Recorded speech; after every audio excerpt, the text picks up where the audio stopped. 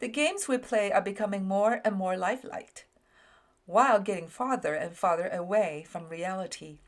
When I was a kid, we played with sticks and rocks.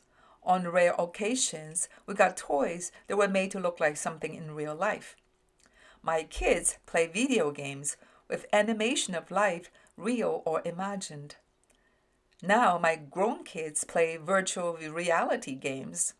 This could be a blessing if playing these games could help people realize that reality is indeed a virtual game. Each of us have our own version of the game.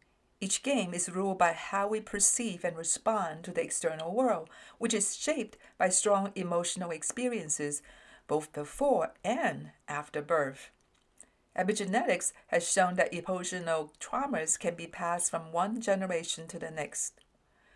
A quick glance at human history makes it clear that few comes into this life free of imprints of past emotional traumas. No wonder it's so hard to maintain being in the present moment. When I was 8 years old, I had to go to school in the evening to go do homework. That meant I had to walk home alone in the dark, past the spot where my friends had told me was haunted. How I dreaded that passage. I would psych myself up and then make a run for it. In my head, I would tell myself if I could make it home before the count of 50, I would be safe. Often I didn't make it. Then I would give myself a few more counts until I made it home, heart pounding.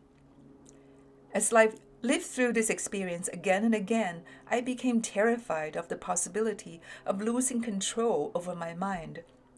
What if my mind refused to give me the extra counts? I recognize my mind's power to torment me simply by creating reality with thoughts. Through experience, reflection, and study, I've come to recognize that much of what I experience is, in fact, created by my thoughts. I used to get angry when people say, we create our own reality. Now I understand. What we create is not so much reality itself, but our experience of it. Walking home in the dark was a terrifying experience because I had made it so. Our lives are virtual reality games. Whether that game is essentially a joyride with ups and downs or a nightmare of endless woes depend on how we perceive and respond to what happens. There's no doubt humanity is facing severe challenges right now. The COVID-19 pandemic has dramatically altered lives of many around the world. In addition, environmental degradation, political unrest, natural disasters, increasing gulf between the rich and poor are all serious issues that demand each one of us to reflect on how we as individuals respond to them. How things will turn out depends on how we respond. My adverse reactions to the COVID-19 vaccine is a perfect example.